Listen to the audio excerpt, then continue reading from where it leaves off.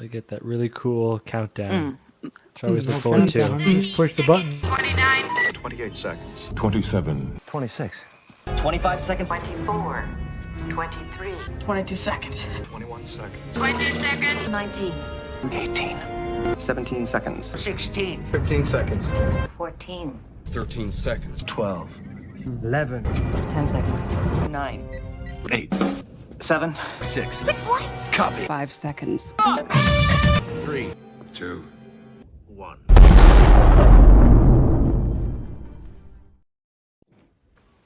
Hi guys, welcome back to the Scotch Tracker.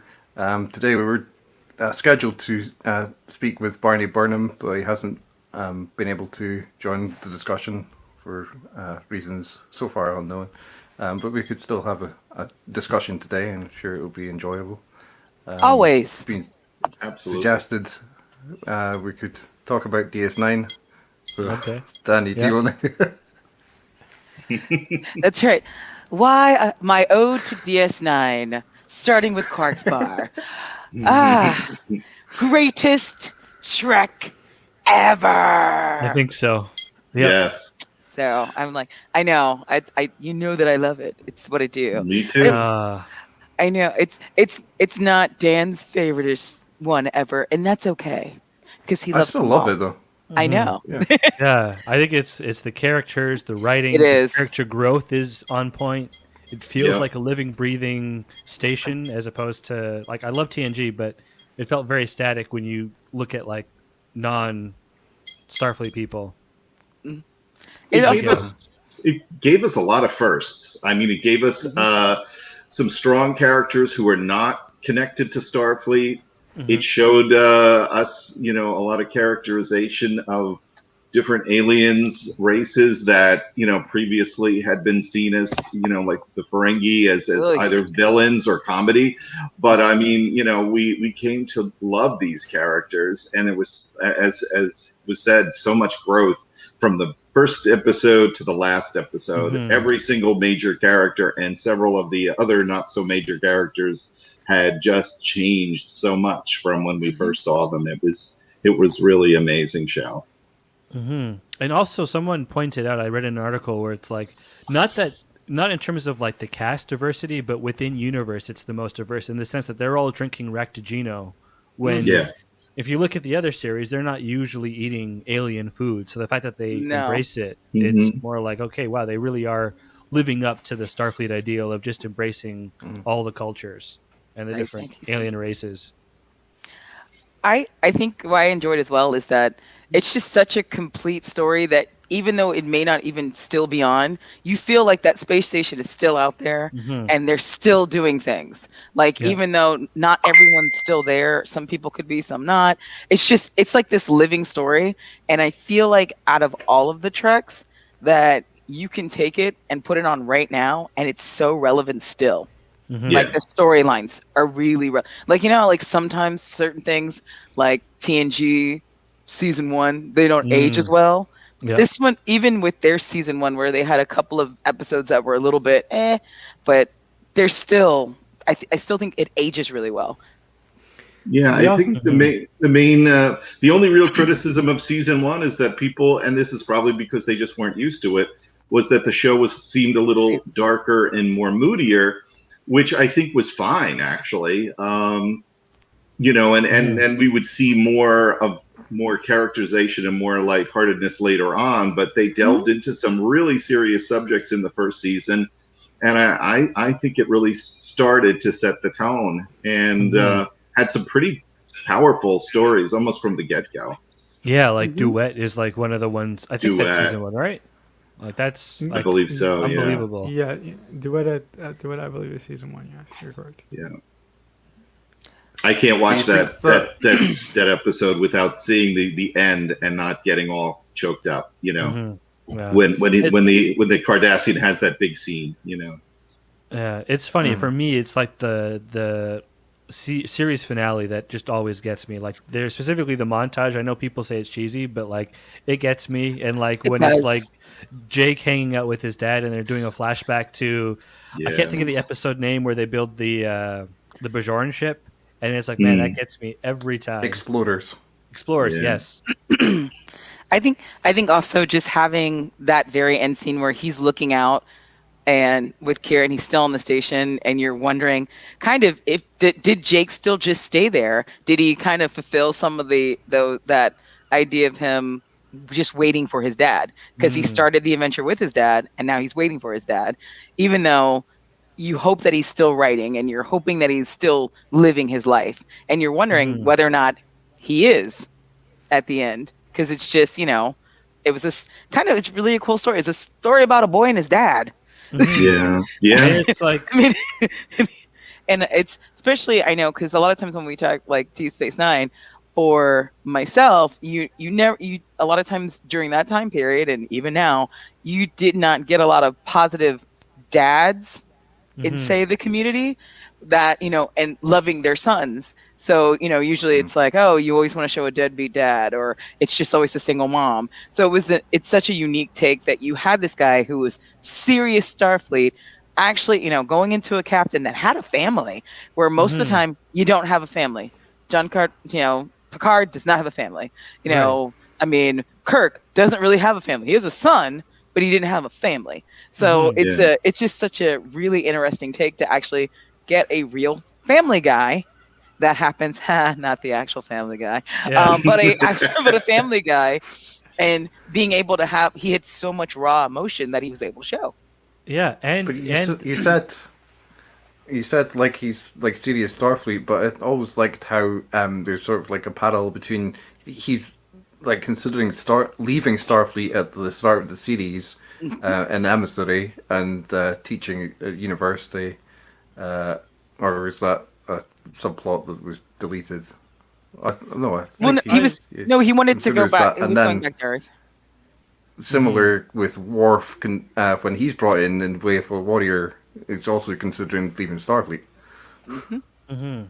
yeah, Eventually he kind of does when he goes off to become the awesomeness that he is in the Empire. But I think it just I think that's why I love it so much, is that these characters, we still talk about them. I think I talk about them more so than other ones because I feel like you know them so much that you could imagine what their future is, versus other characters in other shows without without actually knowing what they're doing. I also thought like the foreshadowing in DS9 was on point. Like when you like all the stuff about the female changeling saying to Odo, "You eventually you're going to come back," and she says at one point that I'd be willing to give up the entire Alpha Quadrant if it meant getting Odo back, and that's how it ends. It's like Odo's like, "All right, I'm going to come cure you. I will go back to the Great Link," and she's like, "All right, it's fine. I'll end the war." And it's like, well, that actually really came to pass. Like a lot of times when villains make threats about, or eventually you're going to give in, you never see that. But in the show they commit to it. But it's not like he's giving in to something evil. He's like, no, he's doing the right thing. He's going home. And I always thought like, oh, sorry, go ahead. No, continue. Sorry. And I have this wild theory, and this sort of relates to DS9, but it goes to Voyager. But I always had this theory, like not always, but like very recently started developing this theory that the reason Voyager was able to defeat the Borg so much was because the Borg Queen treated Seven of Nine the way the female changeling treated Odo, in the sense that she was willing to give up everything for Odo, even though it's not explicitly explained in Voyager. But that's just a wild theory. There's not a lot of evidence to support it, except that she's always allowing Voyager to pass through without doing anything. Without harm. Right, yeah. What I was going to say was, like you were talking about, like the significance of the characters and how they're still discussed today, and they've still got relevance and legacy today. But also, when you were talking earlier about like the final shot of the series, and I was thinking like that's the only shot in the entire series that has the space station Deep Space Nine portrayed using CGI, and I was thinking like how the series was created at the time when like they were changing over from like using practical models to using like digital effects, more digital effects. Like the battles that are in DS9 include both. But I think that's quite an interesting aspect of the series as well. I'm going to tell you that I think that the battles in DS9 look better than the ones in Picard. I mean, they're more engaging. Like, Yeah, if you look they're at not this, so like, cut. They're not as cut and paste. Like you don't Yeah. have Yeah, it's all not, the same ships. and you have really cool, like, Well, there's that a, was only and they one use it. scene though. I know. Yeah, but it's like, but there's a really cool camera angle where it like pans over the station during like both the Klingon battle and some of the late and the Siege of DS9, and I thought like really cool camera angles made it very unique in a way that you're right. Like Picard was just kind of, I don't know. Cut I and have a lot to paste. say about that. Yeah, cut and paste. I like it as Which I like. But, and I flowers really liked and in flowers. Are you? I really Are liked you, in DS9 when they like introduced like the extra sort of the first like exterior weaponry on the station, and then regarding Picard, I always had the headcanon that maybe there are various fleets going around. Maybe it's just that like that particular fleet happens to consist of the same ship and be designated for a specific purpose or something. yeah, I don't like the fact that we have to then make headcanon about why it wasn't that way. It's like it should, like, I know maybe from a practicality point of view that yes, you would do that, but like from a visual point of view, and I mean overall, I felt like there wasn't enough iconography in Picard that made me feel like it was Trek, and part of it goes to, well, a lot of the ships were cut Star and paste. Wars. They look like Star Wars ships. Yeah, a little bit. They look like yeah. X fighters. It's like, just give me some Mirandas to blow up in the background. Give me all the usual stuff.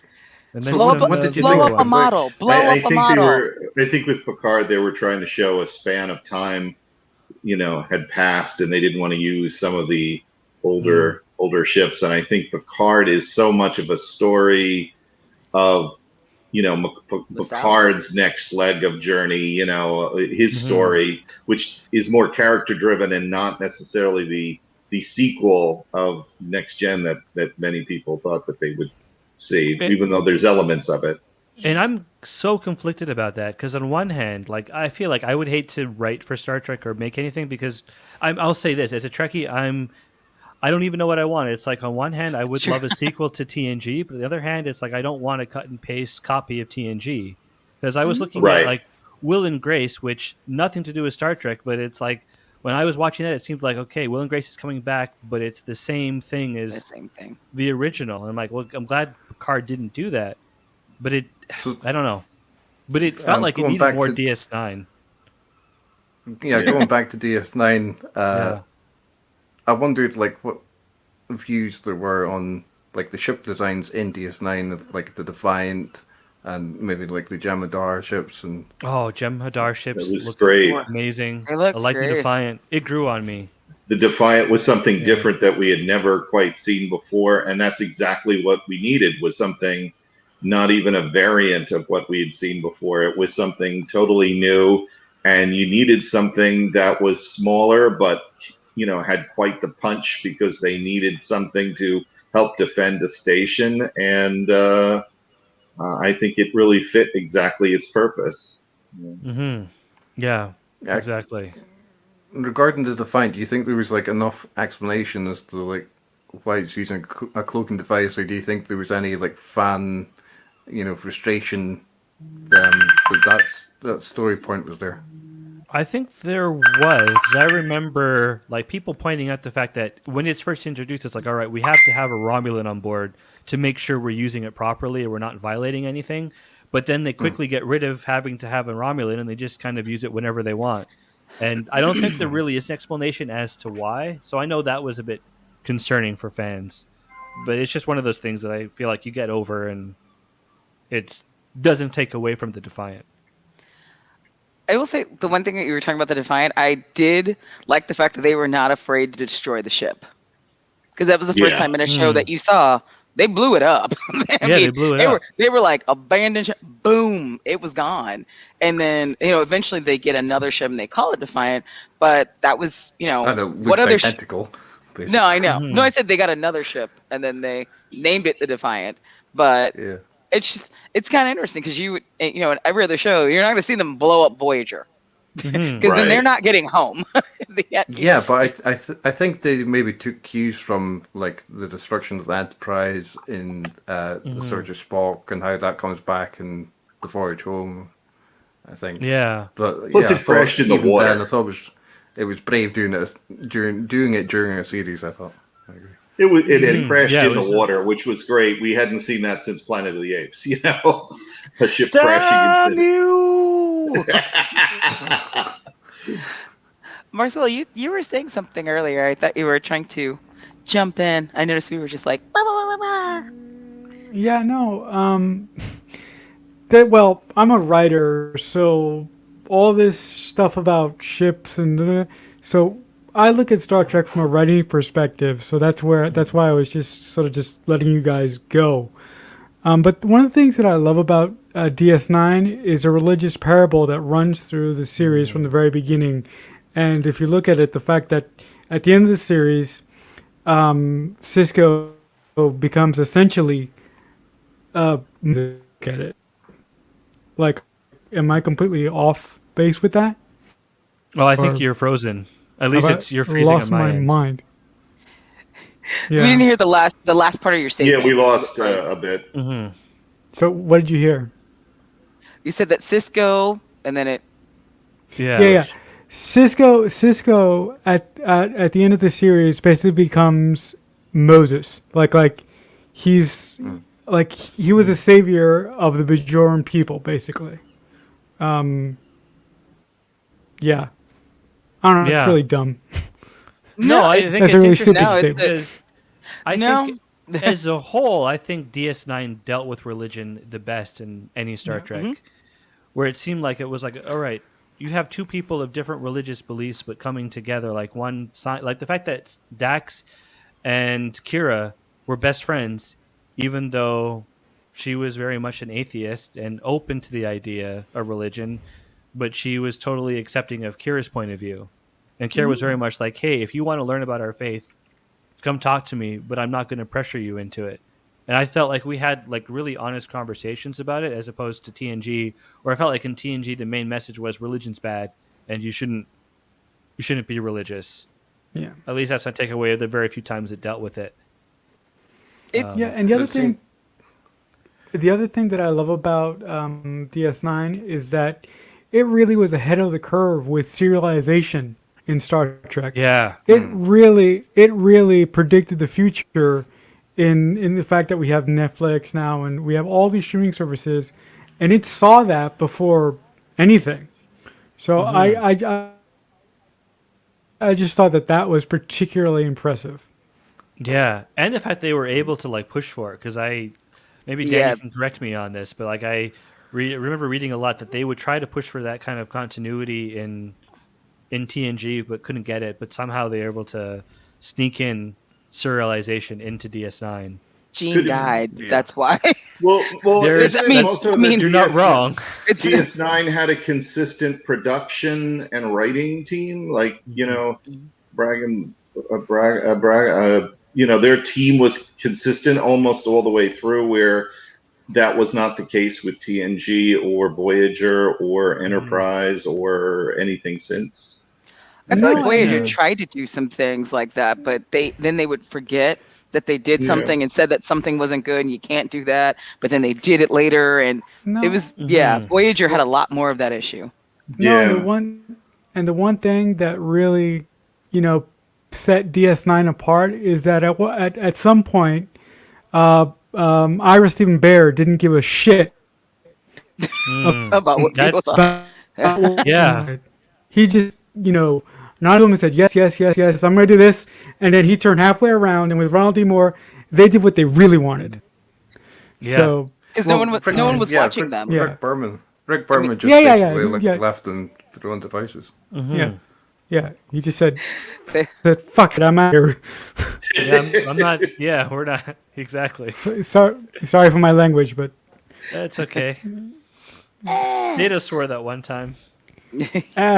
but it is very true. They kind of, if they were left alone, then they were able to tell the story they wanted to tell, and here we are years later. The show's been over, and people talk about it. So it's so funny because I remember when they were doing the crowdfunding and to do the documentary and stuff, because I was really late to that party, so I had like FOMO syndrome whenever Voyager came up. I was like, I'm all right, no, I'm in it, but it just shows you like people are still interested in the happenings of these characters, even though they've been off the air forever and ever, of what they're probably doing right now. Not so much like how sometimes I think we get nostalgia and we're like what you're saying, Will and Grace, where you're like, yeah, you want to know what they're doing, but if they're in the same situation 20 years later, then something is wrong. Yeah, Exactly. And so I completely get that. And I liked when they were sitting and pitching that, like what they would have done for an 8th series, and actually, killing people off, and or having people gone, or having people, that's because it's not something that people are like, no, you can't kill this person. And yes, in my head I do that all the time, where I'm like, no, don't kill them. Then you're like, it makes sense this person died. Yeah. It made the story better. Like Serenity and Fire. Oh, don't even get me started on that. Firefly. What am I saying? I haven't seen Serenity in a long time. I got to go back and rewatch it. No, I but, remember being disappointed. Well, even the sequel the animated sequel that we saw within the documentary made perfect sense, and we saw Lost there, and that would have been awesome to see as a streaming service movie or a big screen movie. And there's been a continuation in the novels as well. Yeah, which I think they're no longer canon, I think, if going off of Picard, but that's again different issue. But yeah, like it seemed like what the story that they came up with would have been perfect. And I also did like how do I say his last name? Aaron Eisenberg, like his reaction to it. I still don't know if that was staged or if that was genuine, where he's like, oh, by the way, you're gonna die in that season. He's like, what? And he freaks out. Do you remember that from the documentary? I do. Yeah. I know. Yeah. I mean, I hope so. I hope Aaron was was good fun. He's a very animated guy. I was very lucky to a few times be out in like the 7th rule and talk to Aaron and everyone and have like conversations and stuff. And he's a super animated guy. So I feel like that'd be something that either he'd be like, he would do that, go, wait, what? No, not, it could have been natural, but once again, fun dude. Do you seemed guys like think, a really good guy. do you guys think like in 20 years, like there's going to be people like us talking about this iteration of Star Trek that's airing right now, the Kurtzman era?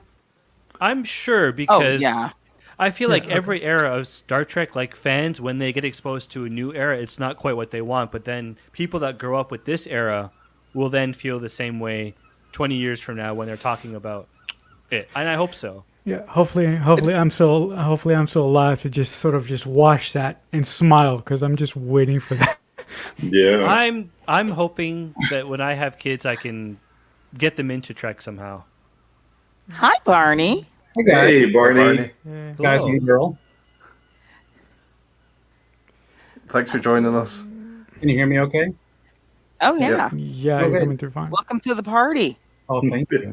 You know what? I'm going to get my headphones so I feel like a professional. I'll be right back. I was like, you do you, boo. You're all Whatever works. Oh, we're ready? Be scared. It's my mind control. But it's been lots of fun discussing Deep Space Nine. It has been. I'll talk about DS9 any day of the week. Every except day. if I'm working. Me too. Yeah. It's true. I'm like, next time I'll be like, let's talk about this episode, the neurons of it. It's true. I love it. I'm like, and I don't have a least favorite episode of DS9, even ones that people don't like, aka Come Along Home. I still think it's hilarious. I love the I love Come Calmarine Along song. Home. Calmarine, Yeah. Remain. Come along home. Calmarine, 3 times more calorie. I love it. Really? Are we gonna go there? But on a serious note, though, like I will say, like, have any of you read Death of a Salesman? I know it's a classic. Yes. Because I always thought that like Nog, or not Nog, Rom, it was like the best not interpretation, but like similar to Death of, I don't know what you'd call it, illusion maybe? Death of a Salesman, where it's like he's trying hard to be a businessman, but then realizes that He sucks at it. He sucks at it, Yeah. but becomes an engineer and actually lives out and realizes earlier than the character in Death of a Salesman that he can be an engineer and excel at it. So I thought that was an interesting thing. Oh, yeah. So, welcome, Barney. Thanks for joining. Holy crap! I can hear these things. The voices in my head are real. Where are Having they? Are you guys We're actually having on a- my computer or? All the different Yeah. computers. Great. How's everybody doing? Good, and yourself? Very good. Good, good. Beautiful Saturday morning. I'm probably going to shift around in different positions and different. Do things. you? I'm like, be relaxed. Be You're just comfy. That's right. Well, you probably none of you know this, but once you get over 50, you have to move more because I know. like your butt settles and your leg falls asleep, and you're just like, oh, God damn it, I can't. Oh, the worst. So So we were I'm having guessing- a discussion. Yeah. We were having discussion about the third live-action series of Star Trek Deep Space Nine, and like the first work that you did, I believe, was the third Star Trek film. Is that right? Well, yes, I did work on the third Star Trek film some for my father, who was heading up the effects, the makeup effects for it. That was actually the first time I sculpted for, like, professionally for a film or anything. I got to sculpt he gave me this head to sculpt, and I was, I guess I did a pretty good job, even though the whole character changed, but it was still, I was very proud of it. It's like, all this work, really, Dad? You're not going to use it? What's up with that, son? Whatever. He was paying me. He gets to tell me what Ready? to do. Ready? Take the money. Take the money. Yep. Has there been got another like part? a Sorry, I've got like an image from a deleted scene that you were in from the Searcher Swap. Oh my God! Look at that. Oh, nice. You played the Delton. I did Oh play my. a Delton. I was from Deltoids. Yeah, the one in the middle, in the center. Really? I'm not the one on the left. I could have swore it was not on the right, because, I mean, all that shiny awesomeness, We're that very great familiar. coloring. Interesting tidbit is that the makeup artist who glued that piece on me, it came in two pieces. There was a headpiece, and then there was a forehead that matched the headpiece. Well, it was a woman. She glued the makeup and glued it above my eyelids, and then she pulled it up to match the other one, Oh, gosh. and I actually Oh. closed my eyes. Oh, For no. About 18 hours, my eyes were stretched so far I couldn't shut them. Oh wow! Oh, that's scary. That's some Oi. Clockwork Orange stuff right there. Right? Yeah. I'm like, Totally. that sounds like absolute torture. You know, I was still loving it because I was playing, an And alien in a it's- Star Trek movie. And I was like, yeah, this is great. And then, Truth. I asked Nimoy, like, who am I? What am I? And he's just like, just stand there and, What's my motivation? Your motivation is standing over there? kind of, and enjoying yeah. it. You're So, you say you're kind of like in like a Vulcan, have no real response or emotions. Just stand there and don't do anything. Stand there and shut up. Yeah. So You're- I you're- wondered about like the background of the character, like if you'd seen the motion picture by that time, or like what your earliest memories of Star Trek are. Earliest memories, the Before original series. I loved the original series. And I watched them, over and over when I was a kid. Anytime they were on TV, we didn't have anything on VHS at that time. Certainly not CDs or DVDs or anything. But I did love watching the original series quite a lot. And then you worked on not only the Searcher Spock, but also Star Trek 6 on Discovered Country. Yes, a little bit for Ed French and in his lab. And I was doing a lot of sculpting and mold work and preparing pieces. and I remember Bill Shatner came in, and he came into the front office. So my little flashback, my dad had been Shatner's makeup artist on several films and TV shows. He did Barbary Coast. He was his personal makeup artist. He did The Devil's Reign. Oh wow! And had certainly worked on Star Trek 3. And so Star Trek 6 comes around. My brother and I were working in the shop of Ed French's shop, and Shatner comes in to get a life cast done, and he walked in the office, which is removed from the shop. It's, I mean, through a doorway you can get there. It's connected, but it's a totally separate room. And my brother and I were talking, and as Bill came in to the back room, he's like, "Do I hear Burman voices?" I thought, what a wonderfully personable thing to do, is come back and acknowledge, hey, there's a connection here. So I actually enjoyed him quite a bit. Earlier, you were talking about that you had this design and then it was rejected or it wasn't used. What design hurt the most that was never used? Like you designed something for a film or a movie or anything, and you were so gung-ho excited about it, and then they were like, we're passing. I don't know. That's a good question. Well, there have been a few, frankly. You know, I designed a full set. I was talking to someone the other day, a full-size head-to-toe werewolf for the Teen Wolf TV series, season 1, and through a series of things, they got nervous about it and decided to go somewhere else for that particular werewolf. And I got really, really hurt because it where they went and what they got was just, I thought, atrocious. But I was going to make a very, very cool werewolf, and I was working on it extra hard, and they wanted to have it on set way before it was ready. I said, that's not a good idea. I don't think it's a good idea. You know, you guys are going to see it. You're going to not understand it. You're going to freak out and fire me. I don't want that to happen. Like, no, we need it. We need it. So finally they talked me into bringing it, and then they wouldn't put it on the guy it was being made to go on. I was making it for Doug Tate, but they wouldn't bring Doug Tate out to Atlanta to actually wear it. And there were just so many things that were not yet ready to be seen, and they insisted on it. And they saw it, and they freaked out, and they thought, oh, we don't know what to do. And they ultimately went somewhere else and gave it to someone else. And I don't know. I have my suspicions about the origin of the werewolf suit that they ended up using, but that was harsh.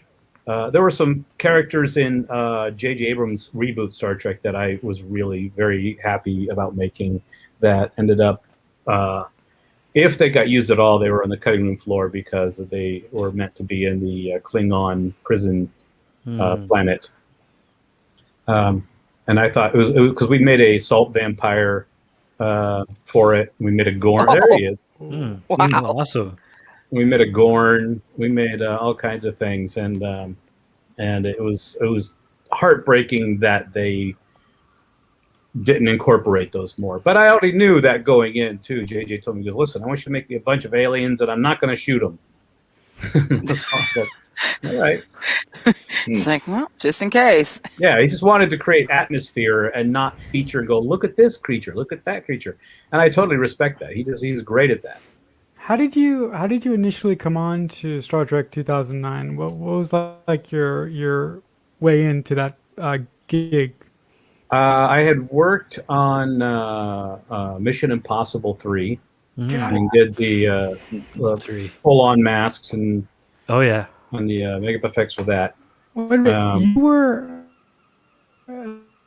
sorry, you were on Light the Fuse, right? Yes, that's correct. Yeah, on the podcast. Okay, yeah. So I'm sorry. That's right. Don't ever interrupt me again.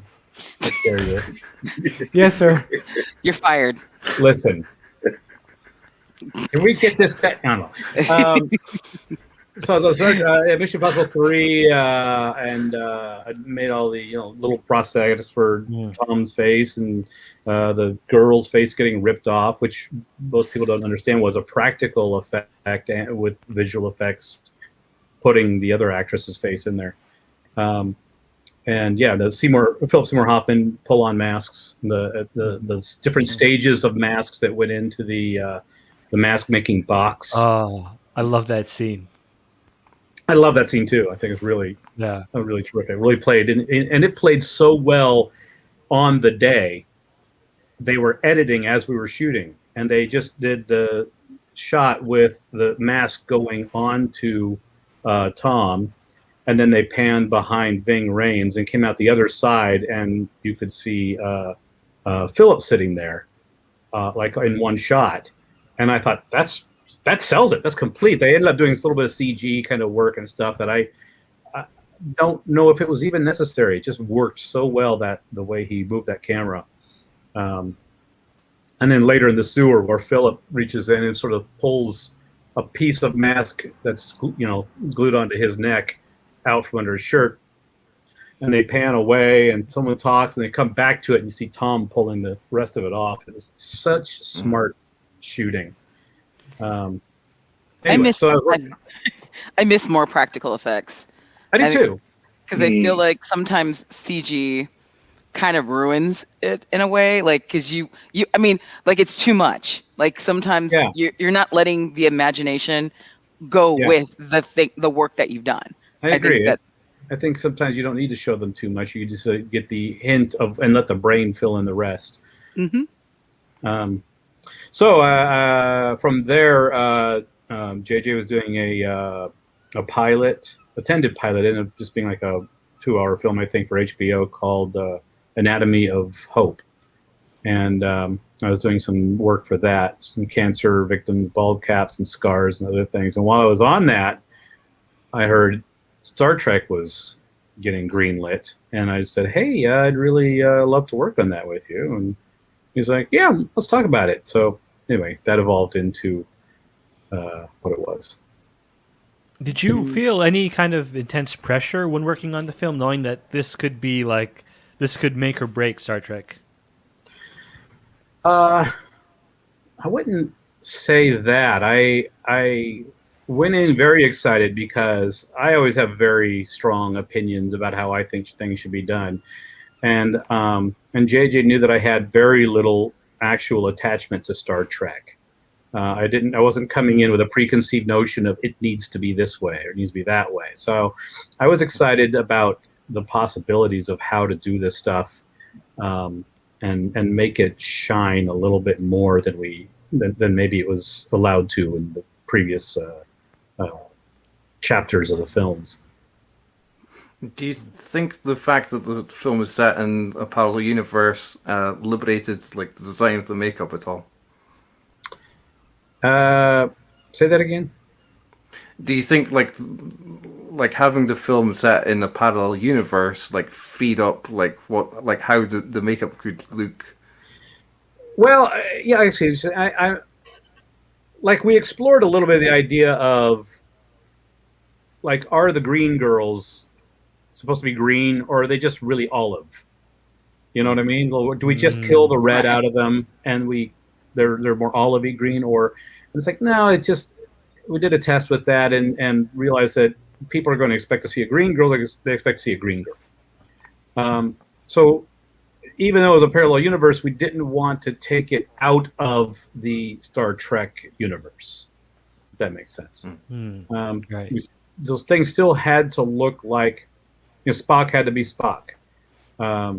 He couldn't be a parallel Spock that was, I don't know, a woman. Or, I mean, you could have gone, there was argument for going that way. You could mix up the race. You could do anything you want. But for the sake of the story that was being told, he had to look like Spock. So when they brought Zach Quinto in and that shot of me working on both their heads, they're both busts, I was shocked at just how much the busts looked like the same guy at different ages. And I thought, wow, this is going to be great. Cool. Do you have a favorite film that you've worked on? Normally people ask me that. I just say this one. Whatever I'm working on usually at the moment, that has my attention, has my creativity, is what I'm inspired to do. So everything else is just kind of stuff that happened before. It's a good There are answer. certain high points, things I'm proud of, and things that I'm not. I don't think I feel like I've failed almost as often as I've succeeded, which maybe isn't true, but it's a feeling I have. I mean, there's some films that I just adore, having been part of a movie called Shuffle, for instance, which was written and directed by a friend of mine named Kurt Kenny, and it's just such a beautiful little film. It's a very small budget. It's like a $200,000 film, and I got to do a bunch of age makeups and characters makeups for it. And it was right after Star Trek too, and I had like nothing. And there was no work coming my way. There were like writer's strikes and threatened actors strikes and economy collapse, and just nothing was happening. So I did this film with my friend, and so very, very proud of the work we did on that. By the way, awesome job. Well, thanks.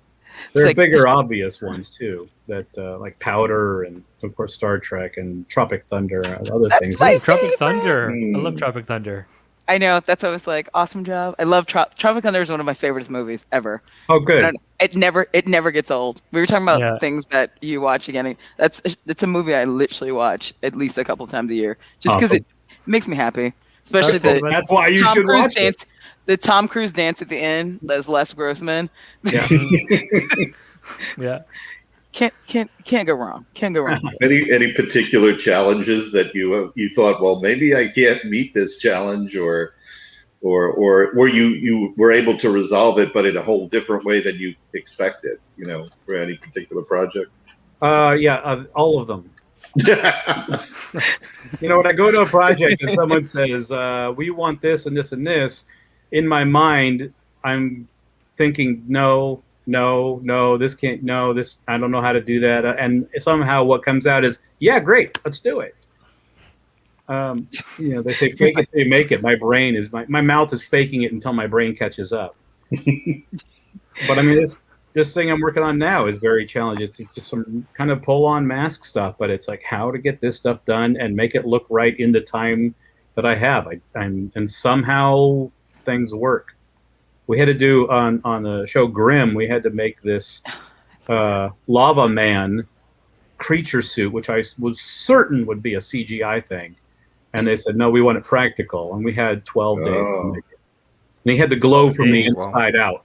And Easy as that. I was very, very happy with the result. I wish we had more time. We could have made it even better, but I was still very happy with what we came up with. Definitely not an Artemis suit. No. So I wondered, in general, like how much creative freedom you were given for designing the makeup for the 2009 Star Trek film. Quite a bit. There were certainly the main characters that needed to have the proper design to be the main characters that we knew, needed to reflect what we had already known. And then I said, let me do a bunch of we call them A aliens, and they'll be very specific with what we come up with. And then we'll do some B aliens that will be, very good. And we just put them in a 12. So 12 main aliens, 12 B aliens, and 12 C aliens. And it said the C aliens are just going to be shapes that just pass by. And, it won't be a matter of what they are, how good they are. It'll just be like things to be shot in the background and out of focus and whatever. So we had a lot of freedom on that. The B aliens, we kind of got left alone to just make up how we wanted. And the C aliens as well. But the A's were quite a challenge to come up with, especially because I'm sure you have probably seen The Force Awakens. Mm-hmm. And there's that whole scene that's kind of like a flea market in the desert. Mm. Well, that was originally what was in Star Trek, but that turned into the ice planet. So we were designing stuff to be at a flea market in a desert planet. And about 6 weeks in, they said, all that stuff you're making for that scene? Well, get rid of it. It's now going to be an ice planet, and we only want one alien there. Now, all those other aliens, we need to rethink those and pepper them in throughout the rest of this shooting. So not only did our stuff get cut and had to be changed, but they moved it up as far as when most of it was shooting. So that was like a tremendous challenge. Yeah, that affected things quite a lot. And the only character that survived as far as the design goes with that was the long face alien at the bar. It was on Doug Tate played that. That's him. No, he's the one on the right. I'm like, I get. He's got jokes. I like it. Do you have a favorite filmmaker or production that you always try to seek out to work with? No, there are some people that call me repeatedly, and it's just because we have a good established relationship. But you know what? I've had people say, "Oh, my dream is to work with X, Martin Scorsese." Well, I don't know if I want to work with Martin Scorsese. How is he? Is he okay? Is he a jerk? Am I gonna like him? Is my life gonna be better served, and nurtured working with who? And that's those are the people I want to work with. It's like I want to enjoy my life and my job. The best director I loved working with, and I would love to work with many more times, is just myself. There you go. Yeah. That's cool. Oh, well, then fine. I'll go again. I'm napping. I was like, Oh, it's getting close to my nap time too. I'm like, the naps. So I love that I love hearing stories about how people came into the work that they have. I know that a lot of it has come through family as well, because you were talking about through your dad. Are there other makeup artists that have inspired you to? Nope. Not just one. Not one. That's it. No. Just. Yeah, pretty much all of them. I've learned from so many people, and some were greats, and some, I've worked repeatedly with V. Neil, Rick Baker. I worked just a tiny bit with Greg Canham, but I still feel like I learned quite a bit at that time. There are other people I mentioned: Ed French, Steve Laporte. Just about everybody I worked with. That hired me, or that I came in to help in some way, I feel like was, very instrumental in my development as an artist. I've actually seen. I was looking over some of the different work that you've been doing, and I've noticed that you've done a lot with, I guess, with music artists, and also with some like big shows like MTV and stuff. How is working for that versus doing like a big budget film?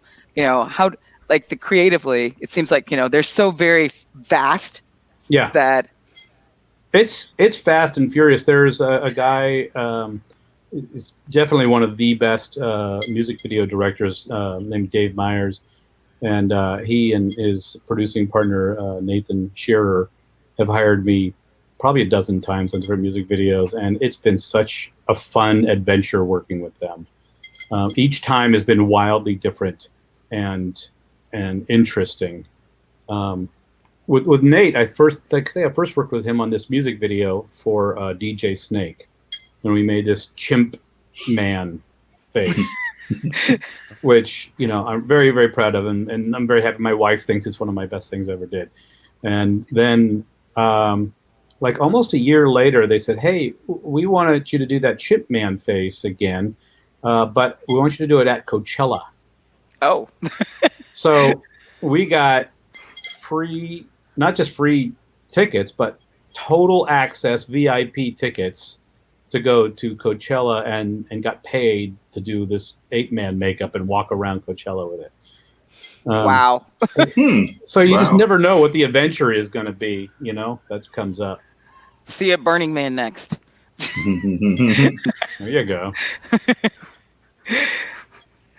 So when I also noticed you've done a lot of TV shows and such. So are you required to be there a lot with the different TV shows? Since I mean they're multiple episodes versus work on movies and such. Once again, do you find, as I said, is it more intense because it's something that's smaller screen than it is in a larger scale? Well, I mean, it's often not very different. It would be nice if in films you had a lot more time and money, but often you just don't. So sometimes it's almost the same as doing it for TV, where you've got like an 8-day turnaround to, from the time or less sometimes, so you get an actor to live cast at the time they have to be on set. Usually in film you get maybe a little more time, but it's really not that great a difference. Too often it's not a great difference. But also I found out a long time ago, you can't go into it thinking about how you're going to see this on screen. If it's a big screen, it's a small screen, it's going to be shot in the dark, it's going to be shot in broad daylight. You have to go into it thinking, how is this going to look when it steps out of the makeup trailer? And how is my boss, the producers, the director, studio, what are they going to see when they look at it face to face? So with that in mind, I got to figure I'm going to make something as good as I can to look as alive as possible when you're standing in front of it, so that they can shoot it however they want, and it can show up or not show up. You don't own it anymore. It's like once it's done and it's stepping onto the stage, it's kind of out of your hands. So you can't like get too emotionally attached to how much something's going to be in a film or a TV show. I mean, I worked on Grimm for 6 years, and I kind of came away thinking I made up. I spent a lot of time making really cool creatures I'm very happy with, and most of the time they were stuntmen fighting in the dark. I'm like, I know it seems like it's so hard to do. I hear you say that. I'm like, you create the baby and then you throw the baby out. Yeah. Just toss it to the crowd and say, "Here you go. Here's do your what baby." you will. I know I enjoy listening to like stories, and I enjoy hearing like takes of how like a creative mind works. So I wish that I could be that creative. I can't even draw stick figures, so I'm not a very good sketch, but everybody's going to have their medium. Makes sense.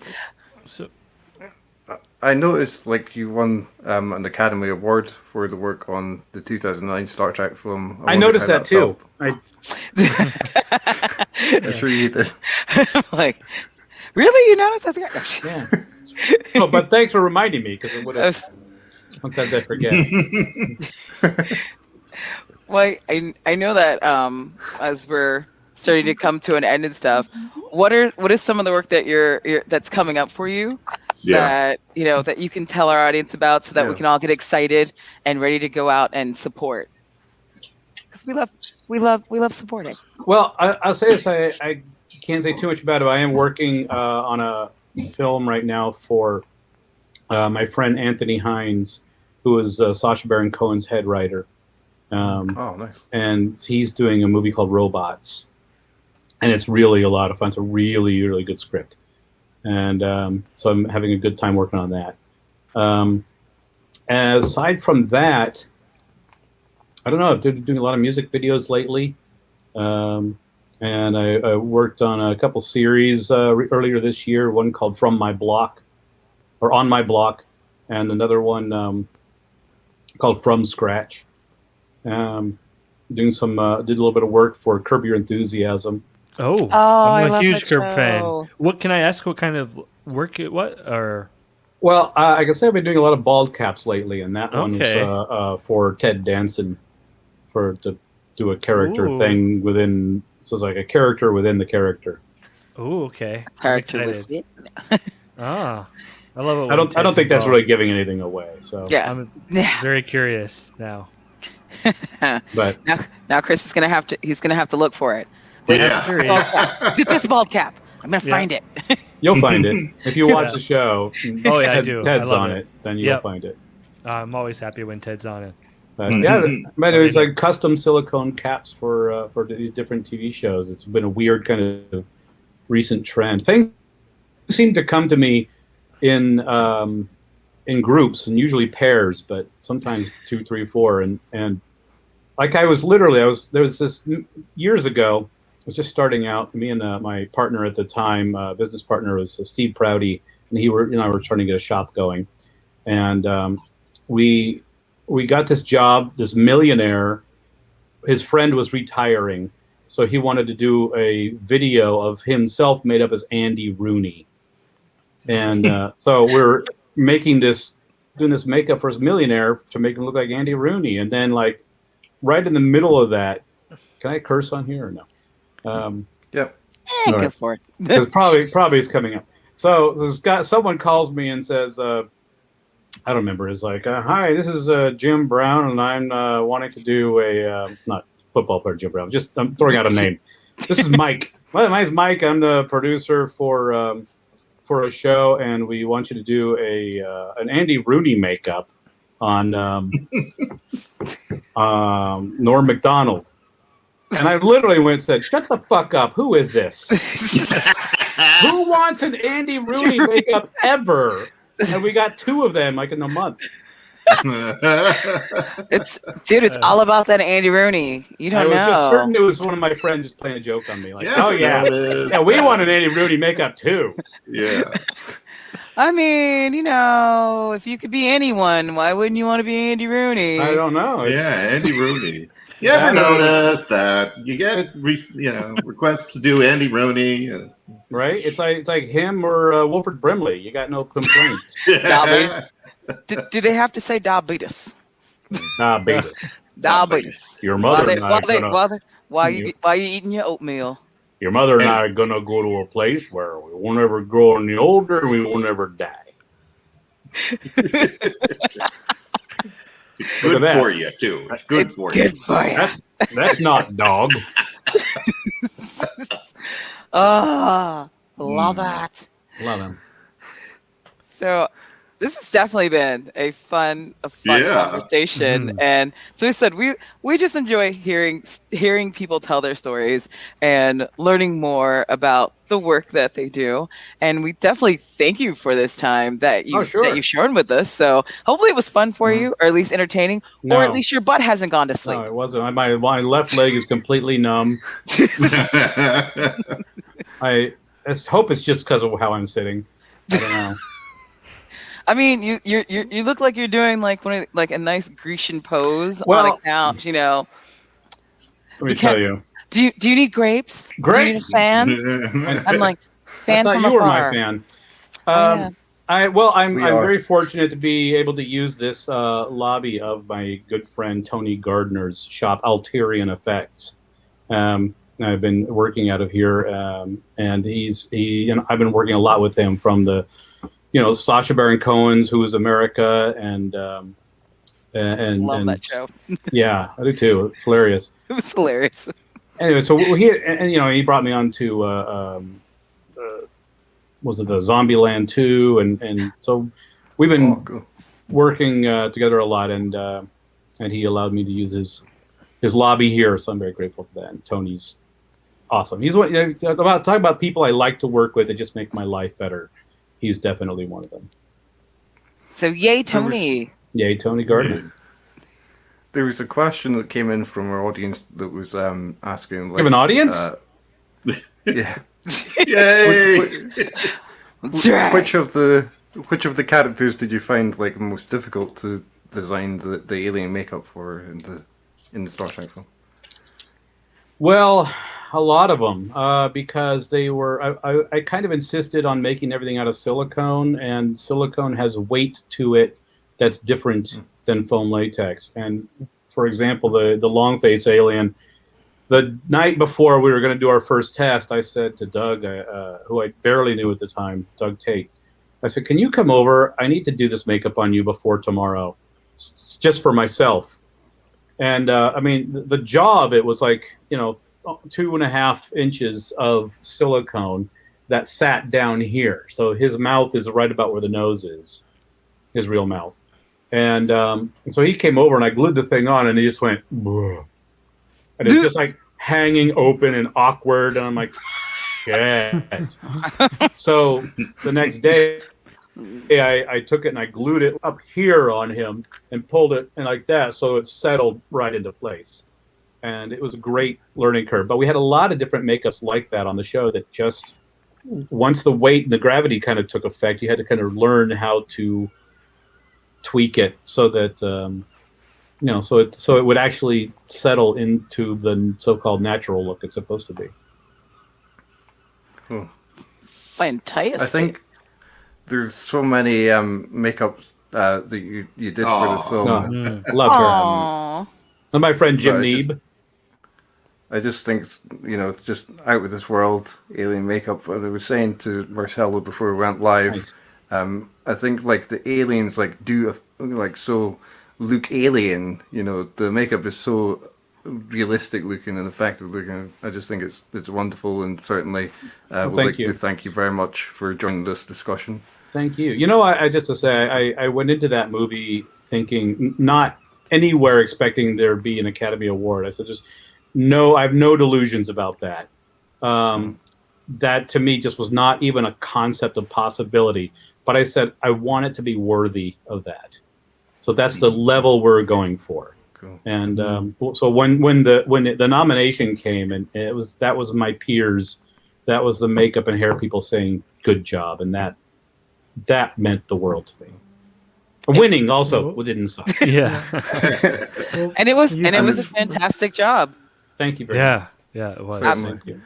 Oh, can I say one more thing? Just to plug my own film, Barney Burman's Wild Boar, which I said I'm the director I want to work with the most, is because I have directed a film already. I'm in pre-production on another one. And but Barney Burman's Wild Boar is available on YouTube and Amazon and I think Tubi. And please, audience, check it out and give me some ratings. And I hope you enjoy it. It's twisted and weird and hopefully fun. That sounds excellent. I'll post a link to it in the description. Thanks so much.